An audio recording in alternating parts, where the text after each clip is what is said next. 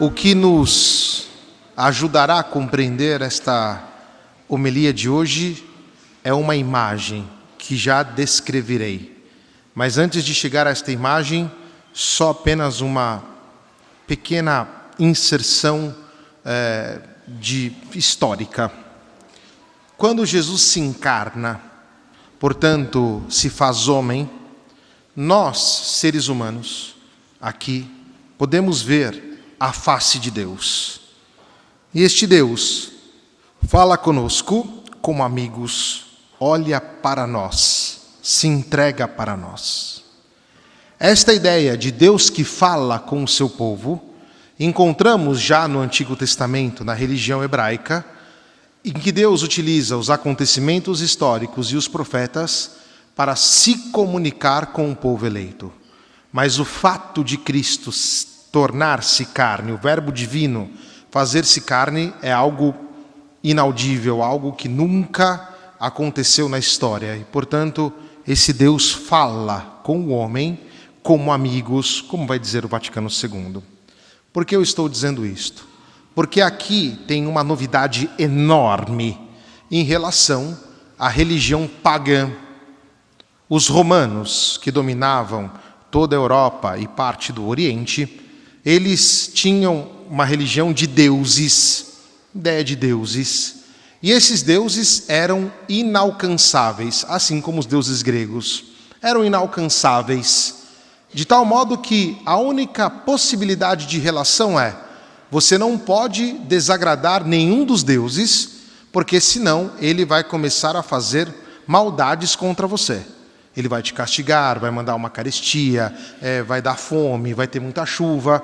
Então, o romano ou o grego, que eram pagãos, eles procuravam ter uma relação com a divindade que eles acreditavam, mas uma relação tirânica, somente no dar. Não era nunca atrevido a falar com esse Deus. Por isso o cristianismo traz esta novidade de um Deus que comunica-nos como pessoa e de um Deus que dá o primeiro passo para falar com a gente, para estar conosco. Portanto, o intransponível se torna agora a portada de mão, né? Se torna agora uma coisa nossa, muito fácil. Isso transforma também a nossa espiritualidade e o nosso modo de ser. Bom, isso aqui é só um pequeno bastidor daquilo que a gente vai falar. Acontece que Jesus vai para o céu. E agora o cristão sabe que o seu modo de conversar com Deus é a oração. E não é uma conversa qualquer, não é uma conversa com as paredes. É a conversa com o Deus vivo. E os primeiros cristãos, especialmente aqueles que moravam na cidade de Roma, representaram esta forma cristã de oração. E esta é a imagem que quero propor, que nos ajudará a compreender tudo aquilo que queremos dizer agora. Quando você tiver curiosidade, aliás, você vai ter curiosidade, assim que terminar a missa, você vai pegar o seu celular e vai entrar no Google e vai colocar assim: O Orante Catacumbas. Só põe isso, O Orante Catacumbas. E você vai ver a imagem, os afrescos dos primeiros cristãos, como eles rezavam. E essas imagens como são representadas? Uma pessoa com as mãos elevadas, com o olhar elevado a Deus. Essa é a atitude de oração dos primeiros cristãos. É interessante perceber que na imagem as mãos são desproporcionais ao corpo, elas são um pouquinho maiores. E o olhar, o olho também, o olho é bem arregalado assim, e a pupila voltada para o alto. Portanto, dentro desta clareza de a quem se está referindo, ao Pai Nosso que está nos céus. Ao mesmo tempo, nós vamos perceber que esses afrescos, essas pinturas, mostram o cristão com os pés no chão, demonstrando que a oração não é etérea, ela é muito concreta, ela nos coloca dentro da realidade. E vamos perceber que as cenas que estão acontecendo do lado são cenas do cotidiano, ou um jantar, ou um almoço, ou uma liturgia, ou um momento de trabalho, demonstrando que para nós cristãos este mandamento de Jesus, rezar sempre sem desanimar, significa rezar sempre e em toda e qualquer ocasião. Mas esta simbologia do cristão que reza desta maneira, olhando para Deus e colocando-se nas mãos dele, é muito significativa. E o primeiro significado é este do abandono. Aqui podemos fazer um paralelo com as crianças, que quando estão começando a caminhar, no momento em que correm ao abraço do pai ou da mãe, vem sempre com os braços abertos, né? Olhando para cima, e o pai, a mãe abraça a criança. Quem reza se coloca nos braços de Deus. Não tem medo, tem confiança, vai em direção a Ele. E quando uma criança quer algo de nós, ela levanta a mão e olha para nós. Assim somos nós também, quando estamos na oração, quando estamos com Deus. E por isso o cristão, indico como experiência esta capacidade, né? Quando você estiver rezando na tua casa, pode levantar a mão mesmo assim e fazer, você vai perceber uma diferença no seu modo de rezar. É muito profundo isso, perceber os pés no chão e perceber que nós estamos nos lançando nos braços de quem nos ama, é algo fenomenal, é muito bom rezar desta maneira. Faça essa experiência, vocês vão ver que bonito que é. Isso demonstra que o cristão, ele se lança nos braços de Deus, mas com os pés no chão. Quem reza é capaz de compreender a realidade, compreender quais são as mensagens que Deus nos dá nos acontecimentos, nos encontros, nas situações em que vivemos. Na primeira leitura, nós ouvimos que Moisés, à medida que rezava com os braços abertos, o povo judaico vencia contra Ameleque. Ameleque é o símbolo do mal, é o símbolo das coisas que não estão boas em nós e também na sociedade. Quem não reza vai perder sempre para Ameleque, para o mal. Quem faz oração consegue compreender que dentro de todas as situações, até aquelas negativas, tem algo que Deus está dizendo para nós. Porque quem está em relação com Deus, e esse é o sentido da oração, entende quais são os seus desígnios, consegue compreender que com os braços levantados e os pés no chão, olhando para Deus, é sempre vencedor, não é perdedor. Perdemos quando baixamos os nossos braços, quando deixamos de fazer oração.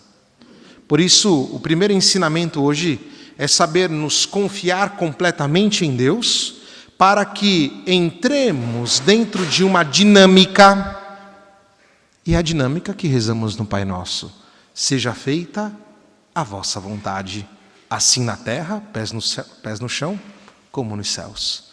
O cristão, ele consegue entrar, portanto, dentro desta sintonia com Deus. E não vai ser mais aquele católico, cristão chato, que fica resmungando de tudo, que acha mal de tudo, mas estando plenamente na realidade, guiado por Deus, vai compreender aquilo que Deus propõe aqui, aquilo que Deus propõe ali, entender que o mal não tem a última palavra, conseguirá dar passos diferentes e não será alguém que compreenderá ou que confiará somente na própria tecnologia, no seu próprio modo de pensar.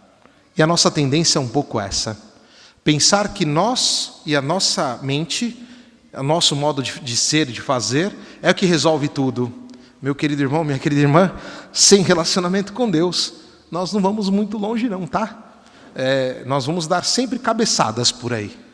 Mas a partir do momento que nos colocamos com sinceridade na oração, entramos plenamente na realidade e compreendemos aquilo que Deus tem para nos dizer. Portanto, o primeiro ensinamento de hoje é este: entrar com oração na realidade que nos circunda. Só que a oração tem um outro aspecto, o aspecto educativo, que é aquilo que vemos na viúva do dia de hoje. Na verdade, Jesus utiliza a viúva para fazer um paralelo, dizendo que, veja, ela que insistiu com um homem justo, conseguiu o que queria. Imagina você que, insistindo com Deus, vai conseguir o que você quer também. Mas atenção, porque a oração é educativa? Porque à medida que nós vamos pedindo para Deus coisas, nós vamos perceber da parte de Deus, tantas vezes, muitos nãos. Mas o não de Deus é sempre um sim. Porque Deus vai nos educando a compreender qual que é o verdadeiro desejo do nosso coração. Nós, por causa do pecado, por causa das nossas fragilidades, não compreendemos com clareza. E a educação constante, ou melhor, a oração constante, nos educa para compreender aquilo que Deus quer de nós. E esse é o nosso passo enquanto cristão. Pedir sempre, mas deixar também Deus falar. Ser atentos ou estarmos atentos aos nãos que Deus nos propõe, mas sabendo que este não é um sim, porque Deus não é negativo. Deus é sempre positivo, sempre. Somos nós que não conseguimos conceber a grandeza daquilo que Ele tem para nós. E por isso, o exercício da oração é este exercício capaz de compreender qual que é a vontade de Deus. E aqui nós vamos exercitar um fruto do Espírito, que é o fruto da longanimidade, ou longanimidade, que é a capacidade de compreender ao longo do tempo as demoras de Deus. Porque nem sempre Deus responde imediatamente. E nós vivemos num mundo imediatista, não? Nós até pagamos por isso. Quantos de nós aqui não assinamos a Amazon Prime para receber as coisas com maior velocidade? É verdade. Quantos de nós não assinamos lá o VIP do Mercado Livre, porque nós queremos tudo na hora. Mas Deus não age assim. Deus entende que as coisas precisam de tempo, precisam ser educadas. Você que é pai, você que é mãe, sabe muito bem que você não pode dar tudo imediatamente para o seu filho. Que a educação precisa de um tempo. Ele precisa ouvir certos nãos, precisa compreender que as coisas não são do jeito que se quer. As coisas têm uma lógica. E é exatamente quando o filho entra dentro da lógica, ele consegue ser obediente. Viu, crianças? Só uma dica aí para vocês, tá? Em todo caso, nós somos obedientes quando entramos dentro da lógica daquilo que os nossos pais nos propõem, mas também somos obedientes quando entramos na lógica de Deus. Quando conseguimos compreender que o que Ele tem para nós é melhor do que aquilo que nós pensamos. E você sabe isso por experiência. Quantas vezes você precisava de uma situação e rezou por aquilo e Deus te deu algo melhor do que você esperava? Você pode contar isso para mim? Eu tenho certeza que isso já aconteceu na tua vida. Porque Deus age assim com todos nós. A gente pede e de repente Ele nos dá algo melhor. E aí a gente fica até meio com vergonha, assim, por que eu fiquei pedindo para Deus, né? Mas faz parte, isso é parte da nossa espiritualidade, parte da nossa vida que aquece o coração, que nos deixa contente, que nos deixa feliz. Mas existe um terceiro passo. Então o segundo passo é o da educação. E agora o terceiro passo é o passo do cansaço. Quantos de nós aqui não cansamos de tanto pedir para Deus? Já estou cansado de rezar, já estou cansado de fazer as coisas certas, já estou cansado disso, já estou cansado dessa vida, já estou cansado disso, daquilo. Não vou entrar no lado sociológico que explica isso, todo mundo percebe um certo cansaço. Esse cansaço revela que nós somos humanos, revela que nós temos um limite. E voltando na primeira leitura, nós vamos ver que Arão e Hur são aqueles que, para manter os braços de Moisés em pé, um segurou de um lado e o outro segurou do outro. E eles fizeram um banquinho para ele sentar. Imagine só. A nossa oração, ela também passa pelo dado comunidade. Muitos de vocês me pedem, Padre, reza por mim por determinada situação. E eu, sinceramente, rezo. Se eu morrer, lá na minha casa, você vai lá e procura um livrinho vermelho que tem. Está em cima da minha cabeceira, do criado mudo do lado do meu quarto aqui. E lá tem o nome de todo mundo que me pede oração. E todos os dias pela manhã, depois de fazer o ofício das leituras e as laudes, eu olho para aquelas pessoas que me pedem oração e rezo de verdade. E quando alguém pede oração para você, você não pode simplesmente fazer a pessoa que quer estar de bem com a vida, né? De sim para, tá bom, vou rezar. Não. Se alguém pede para você para rezar, isso é seríssimo. Naquele momento você precisa parar e prestar muita atenção no que a pessoa está pedindo para você. É como se você se colocasse agora do lado dela, segurando a mão dela, para ela não desanimar na oração. E muitas vezes pedimos oração para o outro porque nós já não conseguimos mais sozinho. Percebemos que a situação é cansativa, que a situação não nos ajuda. E se a comunidade tem esta consciência de que nós precisamos da oração de um pelo outro, a nossa vida começa a ser mais leve, e aí vai se cumprir aquilo que Jesus diz aqui no final do Evangelho: quando Ele voltar, vai encontrar fé sobre a terra. E esta fé, ela é também prática na oração pelos demais. Teve um dia aqui, numa terça-feira, que eu estava muito cansado com uma situação que estava acontecendo aqui na paróquia, acho que foi umas 2 semanas atrás. E as pessoas, é interessante que as pessoas meio que se assustam quando o padre pede oração. Não é para se assustar, eu também preciso. E aí depois, no final da missa, eu disse para as pessoas assim: desculpe, preciso pedir uma coisa para vocês, rezem por mim, porque eu estava muito cansado com a situação que estava acontecendo, uma situação delicada, difícil, que exigiu muito de mim, exigiu muito da nossa comunidade, exigiu uma situação dura. E as pessoas rezaram por mim, né? Posso até dizer, o irmão aqui, o Asfene, ele me escreveu, já era bem de noite, ele disse: padre, eu não sei o que está acontecendo, mas em atenção ao seu pedido, saiba que eu estou rezando por você. Ele me mandou essa mensagem no celular, esse irmão aqui, o Asfene. E isso me ajudou também a continuar na oração, porque minha vontade era desistir. Veja, isso pode acontecer com todo mundo. Com todo mundo. Mas a Sagrada Escritura aqui nos ensina que nós temos que rezar com perseverança, sem cessar. Mas o cansaço pode acontecer. E aí é quando nós pedimos para o outro. Muito me acho estranho quando o esposo não pede para a esposa ajuda para rezar. Quando a esposa não pede para o esposo ajuda para rezar. É necessário, viu? Vocês não estão casados para ficar um olhando para a cara do outro só não, tá? Até porque enjoa às vezes, viu? Né? Mas às vezes o marido está com dificuldade na oração, precisa pedir ajuda para a esposa. Eu não estou conseguindo rezar. A esposa vai colocar você na oração. Ou o esposo precisa, ou ao contrário, ou seja, ou os filhos não estão conseguindo rezar, o pai e a mãe disponível ali para a oração. Ou seja, e a comunidade também existe aqui para isso, para que um reze pelo outro, para que nos ajudemos a rezar sem desanimar, rezar sempre. E às vezes vamos precisar que irmãos sustentem as nossas mãos e sustentem também o nosso olhar para poder olhar para Deus, porque a nossa tendência é sempre desviar disso, é ir por outros caminhos. E é isto que fará com que, se Cristo voltasse agora, encontrasse fé sobre a terra. Porque vai encontrar uma comunidade que se ajuda, famílias, esposos que se olham, que se ajudam, que dão o melhor de si. E termino com isto: a oração não é um apêndice, não é um luxo, não é, eu faço quando eu quiser. A oração é uma necessidade decisiva na nossa vida. Assim como você toma café da manhã, almoça e janta, a oração também é o seu nutrimento. Necessita que em família tenhamos o horário para rezar.